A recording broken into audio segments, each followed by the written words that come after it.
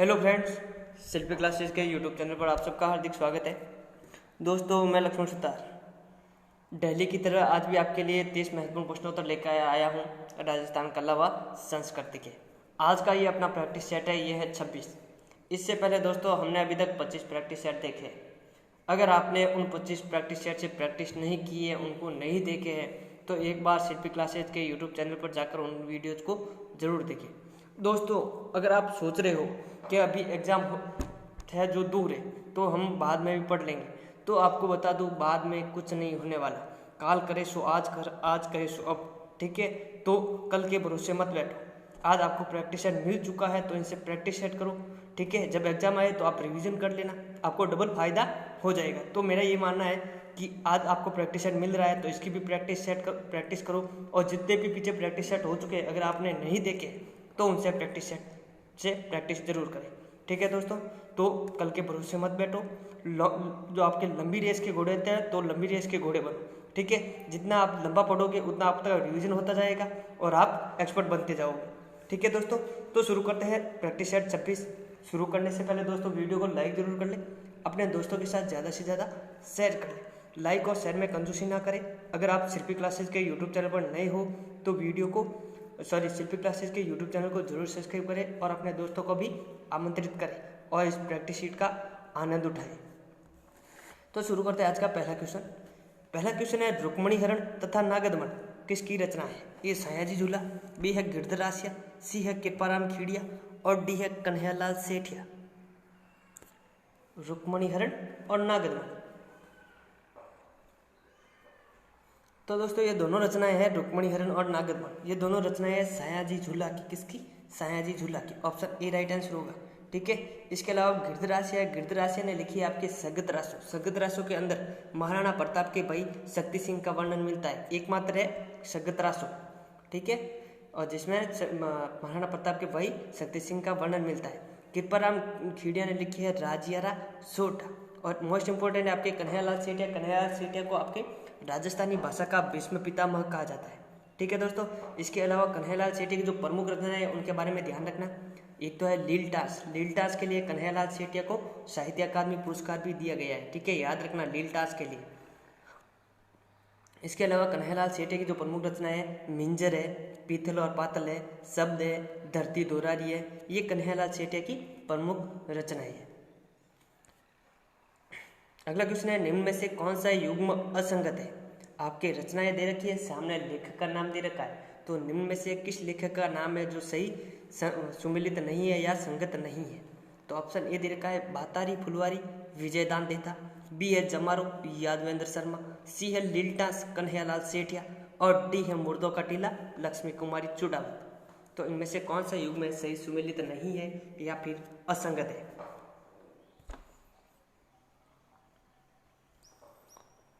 तो चलो दोस्तों चेक कर लेते हैं। ठीक है, भातारी फुलवारी के लेखक है विजयदान देता, बिल्कुल राइट है। भातारी फुलवारी जो रचना है इसके लिए विजयदान देता को साहित्य अकादमी पुरस्कार भी दिया गया है, याद रखना। ठीक है ना।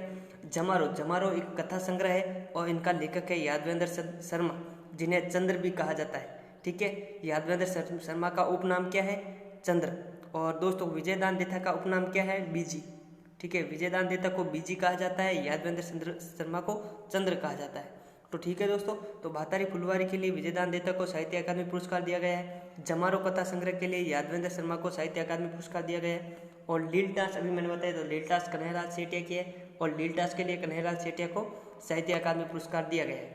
तो लास्ट बचा है मुर्दों का टीला। तो दोस्तों मुर्दों का टीला है, इसके लेखक दे रखी है लक्ष्मी कुमारी चुड़ावत। तो ये आपका असंगत है। क्या है? असंगत है। मुर्दों का टीला है, ये रचना है रांगेई राघव की। किसकी? रांगेई राघव की, जो कि आपका भरतपुर निवासी है। मुर्दों का टीला रांगेई राघव। ठीक है दोस्तों, और लक्ष्मी कुमारी चुड़ावत है। लक्ष्मी कुमारी चुड़ावत को राजस्थान में रानी जी के नाम से जाना जाता है। और इनकी जो प्रमुख रचना है वो है टाबरारी बाता, यानी कि इसका राइट आंसर क्या हो जाएगा? डी है जो आपका राइट आंसर होगा, यानी कि असंगत है। ठीक है, अगला क्वेश्चन है, राणा कुंभा की रचनाएं किस बोली में लिखी गई है? ए ढूढ़ाड़ी, बी मेवाती, सी हाड़ौती, डी मेवाड़ी। राणा कुंभा की रचनाएं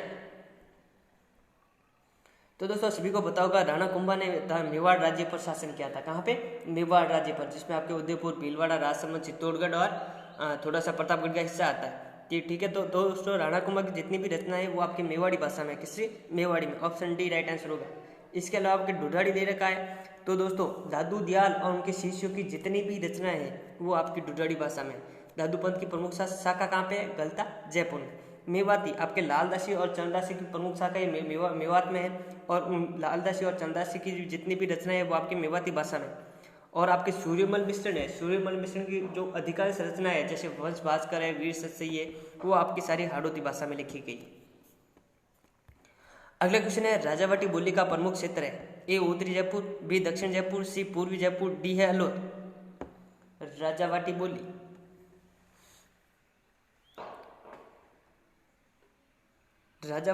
राजावाटी बोली बोली जाती है आपके पूर्वी जयपुर में। कहाँ पे? पूर्वी जयपुर में। ऑप्शन सी राइट आंसर होगा। राजावाटी बोली कहाँ पे बोली जाती है? पूर्वी जयपुर में। दक्षिण जयपुर में बोली जाती है काठेड़ी। कौन सी? काठेड़ी। और उत्तरी जयपुर में आपके आता है कोटपुतली। जयपुर का कोटपुतली क्षेत्र जो कि हरियाणा का सीमावर्ती क्षेत्र है, और हरियाणा के सीमावर्ती क्षेत्र में बोले जाने वाली बोली है वो आपके अहिरवाटी। कौन सी? अहिरवाटी, जिसे आपके राठी भी कहा जाता है। अलवर में आपके मेवाती बोली बोली जाती है, और अलवर के भी कुछ भाग में है जैसे मुंडावर बहरोड है, वहाँ पे आपके जो अहिरवाटी बोली बोली जाती है। अगला क्वेश्चन है राजस्थान ललित कला अकादमी कहाँ पर स्थित है? ए जयपुर, बी जोधपुर, सी बीकानेर, और डी है उदयपुर। राजस्थान ललित कला अकादमी,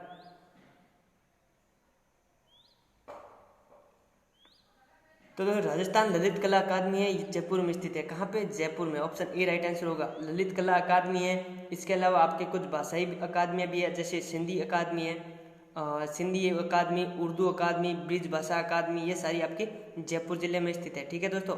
इसके अलावा जयपुर में आपके जवाहर कला केंद्र है, रविंद्र मंच सोसाइटी है, जयपुर कथक केंद्र स्थित भी जयपुर में, और जयपुर में हाथी गांव है जहाँ पे हाथी महोत्सव आयोजित होता है, वो भी आपके जयपुर में ही है। ठीक है दोस्तों। इसके अलावा आपके राजस्थान संगीत संस्थान, वो भी आपके जयपुर में है, राजस्थान संगीत संस्थान।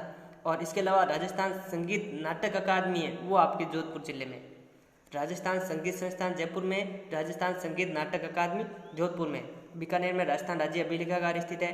उदयपुर में भारतीय लोक कला मंडल स्थित है। इसके अलावा पश्चिमी क्षेत्र सांस्कृतिक केंद्र भी उदयपुर में स्थित है। अगला क्वेश्चन है मेवानगर जैन तीर्थ किस जिले में स्थित है? ए जयपुर, बी जैसलमेर, सी जालोर, और डी है बाड़मेर। मेवानगर जैन तीर्थ स्थल, तो दोस्तों मेवानगर है, मेवानगर को बसाया था आपके मल्लीनाथ जी ने। किसने? मल्लीनाथ जी ने बसाया था, और यहीं पर आपके जैन तीर्थ स्थित है। तो ये आपके बाड़मेर जिले में। मेवानगर कहाँ पर स्थित है? बाड़मेर में। मेवानगर जैन तीर्थ कहाँ पे होंगे? बाड़मेर में। ठीक है। नाकोड़ा तीर्थ है, नाकोड़ा तीर्थ भी आपके बाड़मेर में है। ठीक है। इसके अलावा आपके रणकपुर जैन मंदिर पाली में है, दिलवाड़ा जैन मंदिर सिरोही में, और लोदरवाद जैसलमेर आपके जैनियों के तीर्थ है, लोदरवाद जैसलमेर में भी, याद रखना। अगला क्वेश्चन है ख्वाजा मोइनुद्दीन चिश्ती किस शासक के काल में भारत आए थे? ए विग्रहराज चतुर्थ, बी अकबर, सी कुतुबुद्दीन ऐबक, डी है पृथ्वीराज चौहान। ख्वाजा मोइनुद्दीन चिश्ती किस शासक के शासनकाल में भारत आए थे? दोस्तों ये आपके मोहम्मद गोरी आया था, मोहम्मद गोरी के साथ भारत आए थे ख्वाजा मोइनुद्दीन चिश्ती। और उस समय जो भारत के शासक थे वो थे आपके पृथ्वीराज चौहान। कौन थे? Prithviraj Chauhan. Option D right answer होगा। ख्वाजा मोइनुद्दीन चिश्ती किस शासन के काल में आए थे? पृथ्वीराज चौहान के शासनकाल में भारत आए थे। किसके साथ आए थे? मोहम्मद गोरी के साथ। ठीक है। अगला क्वेश्चन है चित्तौड़गढ़ में स्थित श्रृंगार चौरी है। एक ए है जैन मंदिर, बी है स्मारक, सी है विवाह स्थल। ये स्थल है, सील नहीं है। ठीक है दोस्तों। तो विवाह स्थल है यहाँ पे। ठीक है, विवाह स्थल। ठीक है। और डी है महल। तो चित्तौड़गढ़ में स्थित श्रृंगार चौरी है।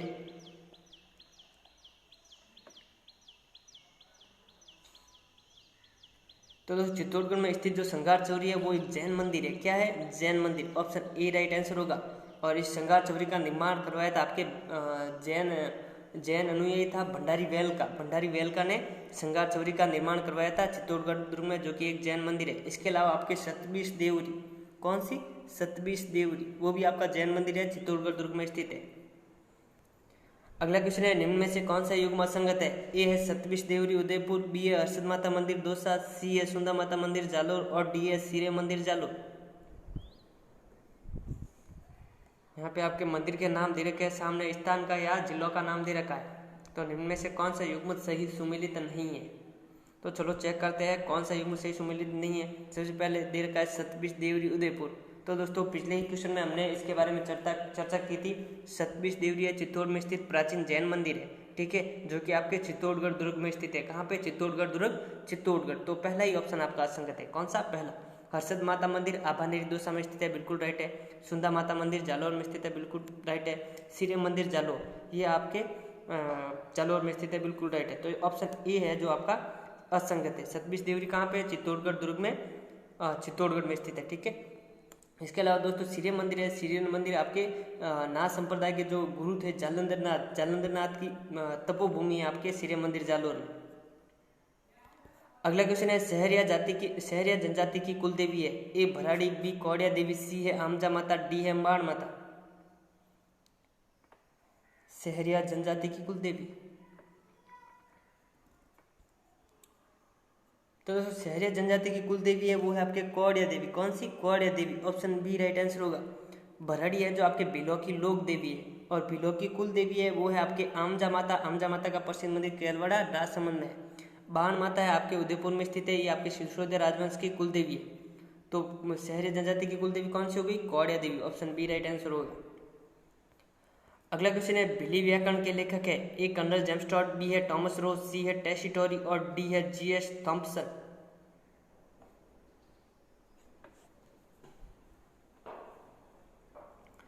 बिली व्याकरण के लेखक, तो दोस्तों इस पुस्तक के लेखक है GS Thompson. Option D right answer होगा। बिली व्याकरण के लेखक कौन है? GS Thompson.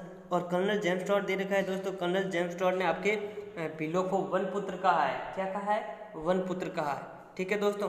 और इसके अलावा आपको भील है जो भील जनजाति है राजस्थान की दूसरी सबसे बड़ी जनजाति है। पहली सबसे बड़ी जनजाति तो है आपकी मीणा जनजाति, दूसरी है भील और तीसरी है ग्रासिया। अगला क्वेश्चन है बाण जाति का संबंध है। ए कठपुतली कला से, बी है बहरूपिया कला से, सी है थेवा कला से और डी है मथेरण कला से। बाण जाति का संबंध,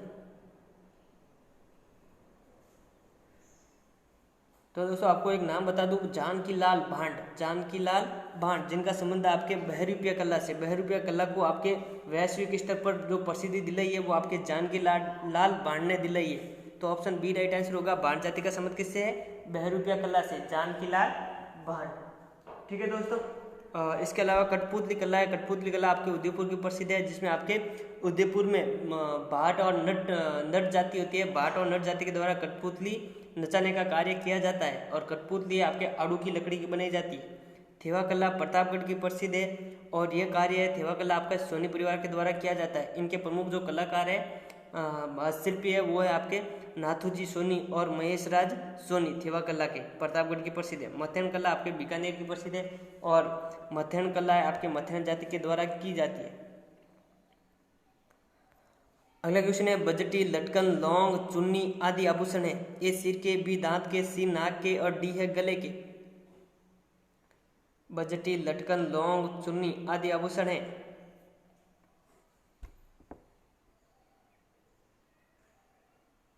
तो दोस्तों ये आभूषण है आपके नाक के। बजटी है, लटकन है, लौंग है, चुन्नी है, ये आपके नाक के आभूषण है। इसके अलावा आपके चौंप है। चौंप भी आपके नाक का आभूषण होता है, चौंप, ठीक है, ये भी आपके नाक का आभूषण होता है। तो इस ऑप्शन सी राइट आंसर हो जाएगा।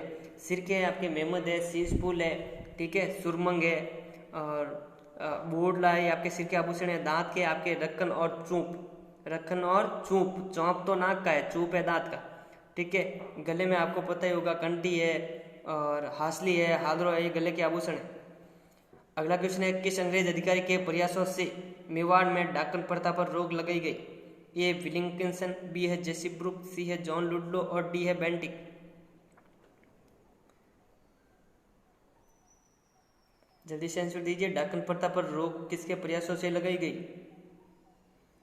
तो दोस्तों डाकन प्रथा पर रोक लगाई गई थी आपके 1853 ईस्वी में।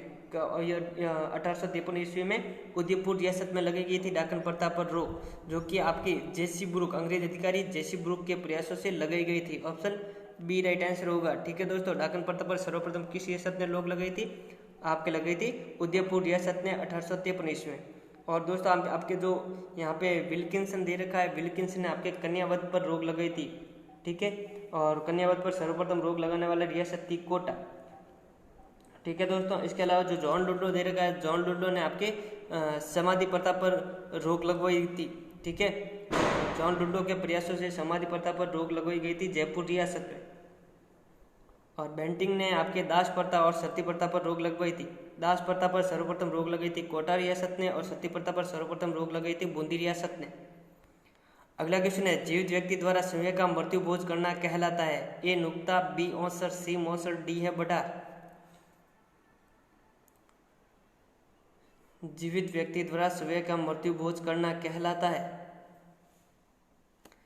तो दोस्तों एक तो होता है मृत्यु भोज, व्यक्ति के मरने के बाद जो मृत्यु भोज किया जाता है वो तो कहलाता है आपके मौसर या नुक्ता। नुक्ता और मौसर दोनों एक ही चीज है, वो तो व्यक्ति की मृत्यु के बाद किया जाने वाला मृत्यु भोज है मौसर और नुक्ता।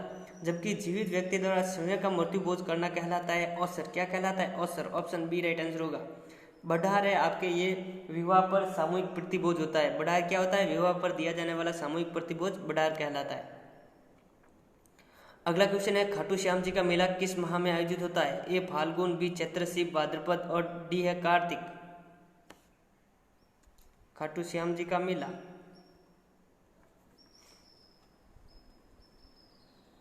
तो खाटू श्याम जी का मेला आयोजित होता है आपके फाल्गुन माह में। कब होता है? फाल्गुन माह में। ऑप्शन ए राइट आंसर होगा। चैत्र माह में आपके चैत्र अमावस्या को बाबू जी का मेला आयोजित होता है। भाद्रपद माह में आपके तेजा दशमी के दिन तेजा जी का मेला आयोजित होता है। और गोगा भाद्रपद कृष्ण नवमी को आपके गोगा नवमी गोगा जी का मेला आयोजित होता है। इसके अलावा गणेश चतुर्थी का मेला भी भाद्रपद महीने में आयोजित होता है। कार्तिक माह में आपके कार्तिक पूर्णिमा को बेणेश्वर धाम मेला आयोजित होता है। और इसके अलावा कोलायत बीकानेर में है जो आपके बेणेश्वर में आपके तो माघ पूर्णिमा को होता है, ठीक है। बेणेश्वर में जाना। कार्तिक पूर्णिमा को आपके पुष्कर में आपके ब्रह्मा जी का मेला आयोजित होता है। और इसके अलावा कोलायत बीकानेर में कपिल मुनि का मेला आयोजित होता है। अगला क्वेश्चन है, निम्न में से कौन सा मेला मेवाड़ में आयोजित नहीं होता है? ए बेणेश्वर मेला, बी है केसरिया जी का मेला, सी है एकलिंग जी मेला और डी है चार भुजानाथ जी मेला। कौन सा मेला मेवाड़ में आयोजित नहीं होता है? तो दोस्तों सबसे पहले आपके मेवाड़ का जो रियासत है, मेवाड़ में कौन कौन से जिले आते हैं वो पता होना चाहिए। तो बता दूं आपको, मेवाड़ में आपके एक तो आता है आपके उदयपुर के बाद भीलवाड़ा है, राजसमंद है, चित्तौड़गढ़ है और प्रतापगढ़ का थोड़ा सा हिस्सा आता है, ठीक है। तो दोस्तों देख लीजिए जो आपके मेवाड़ से बाहर कौन सा हो जाएगा? बेणेश्वर धाम। बेणेश्वर धाम कहाँ पे? आपके डूंगरपुर में। तो ऑप्शन ए राइट आंसर हो जाएगा। बेणेश्वर मेला आपके मेवाड़ में आयोजित नहीं होता है। बेणेश्वर मेला मैंने बताया था माघ पूर्णिमा का आयोजित होता है नवाटापुरा डूंगरपुर में। यह आदिवासियों का कुंभ कहलाता है। अगला क्वेश्चन है, गुरु नानक जयंती कब मनाई जाती है? ए चैत्र पूर्णिमा, बी है वैशाख पूर्णिमा, सी है आषाढ़ पूर्णिमा और डी है कार्तिक पूर्णिमा। गुरु नानक जयंती सिखों की प्रमुख जयंती है गुरु नानक जयंती।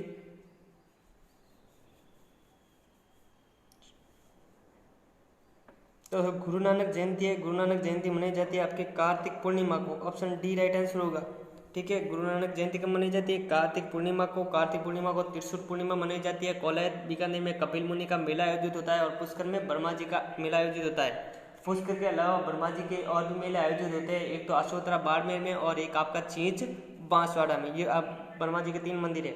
और चैत्र पूर्णिमा को आपके हनुमान जयंती मनाई जाती है और सालासर बालाजी है, तिरुपति बालाजी है, मेहंदीपुर बालाजी है, आपके वहाँ पे मेले आयोजित होते हैं। वैशाख पूर्णिमा को आपके बुद्ध पूर्णिमा मनाई जाती है। आषाढ़ पूर्णिमा को गुरु पूर्णिमा मनाई जाती है, ठीक है। इसके अलावा आपके श्रावण पूर्णिमा है, श्रावण पूर्णिमा को रक्षाबंधन का त्यौहार मनाया जाता है। अगला क्वेश्चन है, अमरचंद द्वारा चित्रित चांदनी रात की संगीत गोष्ठी किस चित्र शैली का प्रमुख चित्र है? ए बीकानेर शैली, बी है नाथद्वारा शैली, सी है जैसलमेर शैली और डी है किशनगढ़ शैली।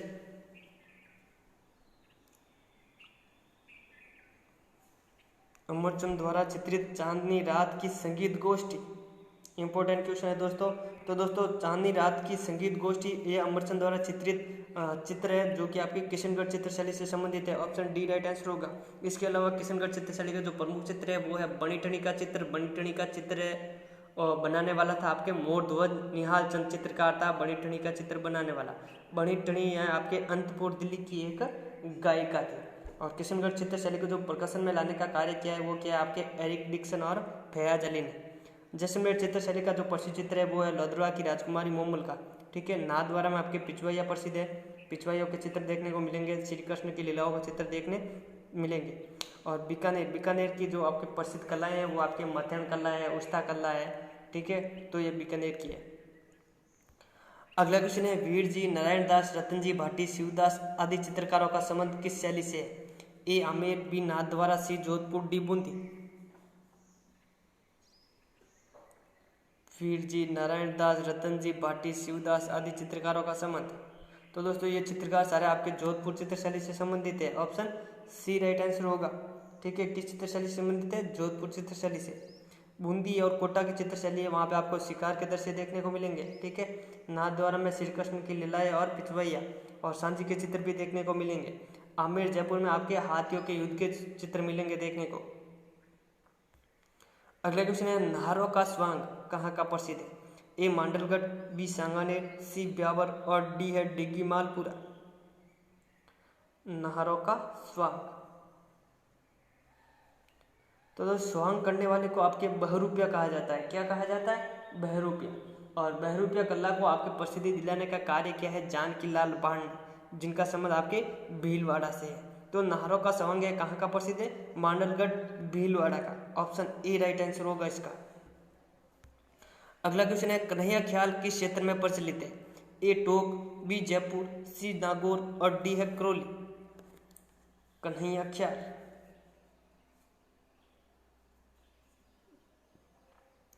कन्हैया ख्याल है ये आपके करौली क्षेत्र में प्रसिद्ध है, करौली जिले में प्रचलित है। ऑप्शन डी राइट आंसर होगा। इसके अलावा टोक में है आपके चार वेद गायन शैली प्रचलित है, और जयपुर में है तमाशा लोक नाट्य प्रचलित है, और कुचामनी ख्याल है आपके नागौर की प्रसिद्ध है। ठीक है दोस्तों, इसके अलावा जयपुर ख्याल है आपके जयपुर में प्रचलित है। अगला क्वेश्चन है, कौन सा नृत्य कालबेलिया जनजाति की स्त्रियों द्वारा भीख मांगते समय किया जाता है, या नेक मांगते समय? नेक कह सकते हो, भीख कह सकते हो। ठीक है, तो कौन सा नृत्य कालबेलिया जनजाति की स्त्रियों द्वारा भीख मांगते समय किया जाता है? ए है कालबेलिया, बी है पणिहारी, सी है संकरिया, डी है वागड़िया। कालबेलिया जनजाति का जो सबसे प्रमुख नृत्य है वो तो है आपके कालबेलिया, जिनको आपके 2010 में यूनेस्को की विश्व धरोहर सूची में शामिल किया गया। कब किया गया? 2010 में। कालबेलिया नृत्य की जो प्रमुख नृत्यांगना है वो है आपके गुलाबो। ठीक है, इसके अलावा रजकी, कमली है। ठीक है, ये आपकी अन्य नृत्यांगनाएं हैं। प्रमुख नृत्यांगना कौन सी है? गुलाबो सपेरा। और यहाँ पे पूछा है भीख मांगते समय कौन से नृत्य करती है कालबेलिया जनजाति? तो वो करती है आपके वागड़िया नृत्य। कौन सा? वागड़िया। ऑप्शन डी राइट आंसर होगा। और ये चारों नृत्य आपके कालबेलिया जनजाति के। अगला क्वेश्चन है, सांचलिया संप्रदाय में प्रचलित नृत्य जो सांचौर में विवाह के अवसर पर किया जाता है कौन सा है?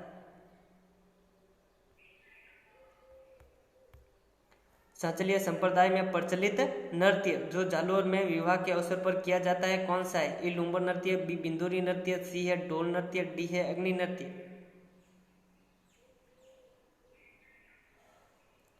सांचलिया संप्रदाय में किया जाने वाला नृत्य जो जालोर में विवाह के अवसर पर किया जाता है कौन सा है? तो दोस्तों वो नृत्य है आपका ढोल नृत्य। कौन सा? ढोल नृत्य। ढोल नृत्य जालोर का प्रसिद्ध है, जो कि सांचलिया संप्रदाय में विवाह के अवसर पर किया जाता है, और ढोल को आपके इसमें थाकना शैली में बजाया जाता है। और इस नृत्य को जो प्रकाशन में लाने का कार्य किया है वो क्या है? आपके जयनारायण व्यास थे, जो पूर्व मुख्यमंत्री थे राजस्थान के, जयनारायण व्यास ने। ठीक है, तो option D C right answer होगा। लुम्बर नृत्य भी आपके होली पर किया जाने वाला नृत्य है, जो कि आपके जालोर क्षेत्र का प्रसिद्ध है। बिंदुरी नृत्य है आपके झालावाड़ का प्रसिद्ध है, विवाह के अवसर पर किया जाने वाला ये नृत्य है। विवाह के एक दिन पहले किया जाता है बिंदुरी नृत्य। अग्नि नृत्य है आपकी कतरियासर बीकानेर में जसनाती संप्रदाय के जो सिद्ध जाटों द्वारा धधकते हुए अंगारों पर किया जाता है। ठीक है दोस्तों, और अग्नि नृत्य करते समय आपके फतेह फतेह का उच्चारण किया जाता है। ठीक है, अग्नि नृत्य का उद्गम पूछ दिया जाए तो उद्गम कहाँ पे? आपके कतरियासर बीकानेर में। अगला क्वेश्चन है, बपंग का जादूगर किसे कहा जाता है? ए है सदीक खां मंगड़िया, बी है रामकिशन सोलंकी, सी है कर्णा भील और डी है जहूर खां मेवाती। बपंग का जादूगर, बपंग है आपके एक तत्ववादी अंतर है। बपंग क्या है? तत्ववादी अंतर है। तो बपंग का जादूगर किसे कहा जाता है? भपंग का जादूगर जहूर खां मेवाती को कहा जाता है। ऑप्शन डी राइट आंसर होगा। इसके अलावा आपके सदीक खां मंगलियार दे रखा है। सदीक खां मंगलियार को आपके खड़ताल का जादूगर कहा जाता है, सदीक खां मंगलियार को, ठीक है। और रामकिशन सोलंकी को आपके नगाड़ा का जादूगर कहा जाता है। कर्णा भील है, कर्णा भील को आपके नड़ का जादूगर कहा जाता है, नड़ का जादूगर कर्णा भील, नगाड़ा का जादूगर रामकिशन सोलंकी और खड़ताल का जादूगर सदीक खां मंगलियार और भपंग का जादूगर आपके जहूर खां मेवाती। अगला क्वेश्चन है भारतीय लोक कला मंडल स्थित है। ए जयपुर, बी अजमेर, सी जोधपुर और डी है उदयपुर। भारतीय लोक कला मंडल, तो दोस्तों अभी हमने जो स्टार्टिंग में बात की थी इनके बारे में, तो भारतीय लोक कला मंडल है, पश्चिमी सांस्कृतिक केंद्र है, ठीक है, पश्चिमी क्षेत्र सांस्कृतिक केंद्र है, ये आपके उदयपुर में स्थित है। तो इसका राइट आंसर क्या हो जाएगा? डी। भारतीय लोक कला मंडल कहाँ पे स्थित है? उदयपुर में। राजस्थान संगीत नाटक अकादमी जोधपुर में स्थित है। इसके अलावा राजस्थान संगीत संस्थान है आपके जयपुर में स्थित है। जवाहर कला केंद्र भी आपके जयपुर में स्थित है। रविंद्र मंच सोसाइटी भी आपके जयपुर में स्थित है। ललित कला अकादमी भी जयपुर में स्थित है। अगला क्वेश्चन है खेसला कहाँ का प्रसिद्ध है? ए नागौर, बी टोंक, सी जयपुर, डी जालोर। खेसला,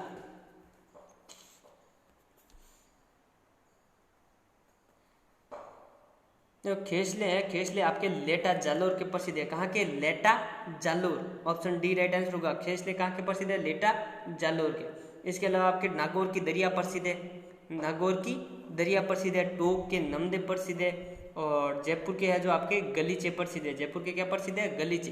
तो इनमें फर्क याद रखना दोस्तों, गलीचे जयपुर के, नमदे टोंक के, दरिया आपके नागौर की, और जो आपके खेसले हैं आपके जालोर, लेटा जालोर के प्रसिद्ध है। अगला क्वेश्चन है पाटोदा का लूंगड़ा किस क्षेत्र का प्रसिद्ध है? ए जयपुर, बी हड़ौती, सी शेखावाटी, डी मेवाड़।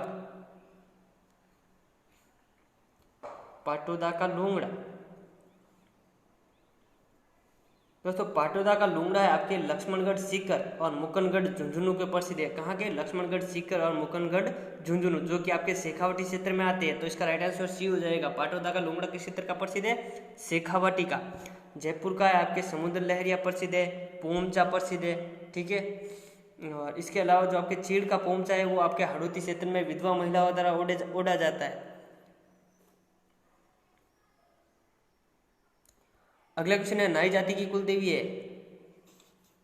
ए है जीण माता, बी है नागणेजी माता, सी है नारायणी माता, डी है त्रिपुरा सुंदरी। नाई जाति की कुल देवी, तो दोस्तों नाई जाति की जो कुल देवी है वो है आपके नारायणी माता। कौन है? नारायणी माता। ऑप्शन सी राइट आंसर होगा। एक है नारायणी देवी। नारायणी देवी का प्रसिद्ध मंदिर तो आपके झुंझुनू में है, जिनको आपके रानी सती और दादी जी के नाम से जाना जाता है। रानी सती आपके झुंझुनू में स्थित है, जिनका मूल नाम नारायणी देवी है, ठीक है। और ये है नारायणी माता। नारायणी माता का जो आपके नाई जाति की कुल देवी है, नारायणी माता का प्रसिद्ध मंदिर है बड़वा डोंगरी अलवर में। और दोस्तों जो नारायणी माता का जो पुजारी होता है वो मीणा जाति का होता है, लेकिन कुल देवी आपके नाई जाति के। नारायणी माता का जो मूल नाम है करमेती बाई है। क्या है? करमेती बाई। और उनके जो पति का नाम है वो है करमे सिंह, ठीक है। और जीण माता है आपके मीणाओं की कुल देवी है। नागनेच माता है मारवाड़ के राठौर राजवंश की कुल देवी है। त्रिपुरा सुंदरी है आपके पाचाल जनजाति की कुल देवी है और इनका प्रसिद्ध मंदिर आपके तलवाड़ा बांसवाड़ा में स्थित है। लास्ट क्वेश्चन है निष्कलंक संप्रदाय के संस्थापक कौन थे? ए संत राजाराम जी, बी ए संत माओ जी, सी ए संत चरणदास जी और डी ए संत माधोदास जी। निष्कलंक संप्रदाय के संस्थापक, तो दोस्तों निष्कलंक संप्रदाय ये इनके संस्थापक थे आपके संत माओ जी। कौन थे? संत माओ जी। ऑप्शन बी राइट आंसर होगा। संत माओ जी ने आपके डावला ग्राम डूंगरपुर में इस निष्कलंक संप्रदाय की स्थापना की थी। बेणेश्वर धाम है, बेणेश्वर धाम को आपके संत माओ जी ने ही प्रसिद्धि दिलाई और वहाँ पे संत माओ जी का मंदिर भी बना हुआ है बेणेश्वर धाम नवाटापुरा में, ठीक है दोस्तों। तो संत माओ जी ने निष्कलंक संप्रदाय की स्थापना की। माधोदास जी ये आपके दादूपंथी संत है। तो दोस्तों ये थे आज के टॉप 30 क्वेश्चंस। अगर आपको हमारा वीडियो और टेस्ट श्रृंखला अच्छी लगी हो तो वीडियो को लाइक जरूर करें, अपने मित्रों के साथ ज़्यादा से ज़्यादा शेयर करें। शिल्पी क्लासेस जोधपुर के इस यूट्यूब चैनल को जरूर सब्सक्राइब करें और अपने मित्रों को भी हमारे साथ जोड़ें। आप इस टेस्ट के माध्यम से अपनी स्थिति का आकलन कर सकते हैं। और दोस्तों मैं इतना ही कहना चाहूँगा कि आप कल के भरोसे न रहें, आपको जो भी प्रैक्टिस शीट मिलती है, जहाँ पे भी ज्ञान मिलता है वहाँ से लेते रहे। ये मत सोचो कि एग्ज़ाम अभी बहुत दूर होंगे। तो दोस्तों आप जितना रिवीजन करोगे, जितना पढ़ोगे, उतना आपका रिपीटेशन होता रहेगा और आपकी प्रैक्टिस भी अच्छी होती रहेगी, ठीक है ना। अगर आप सोचते हो कि अगर मैं ऑप्शन से सही कर सकता हूँ, तो ये आपकी गलत सोच है। आपको क्वेश्चन पढ़ते ही आंसर आना चाहिए, इस तरीके से पढ़ाई कीजिए, ठीक है। ये मत सोचो कि सर मैं ऑप्शन दीजिए, तो ऑप्शन देने का मतलब नहीं है आपको, ठीक है। अगर आप ऑप्शन मांग रहे हो तो आपने पढ़ाई की नहीं, आपकी पढ़ाई वो ना के बराबर है, ठीक है। तो मैं यही कहूँगा कि आपको बिना ऑप्शन मांगे आंसर आना चाहिए। इस तरीके से आप खुद को तैयार कीजिए, प्रिपेयर कीजिए, ठीक है दोस्तों। ओके दोस्तों, फिर मिलेंगे। Thank you.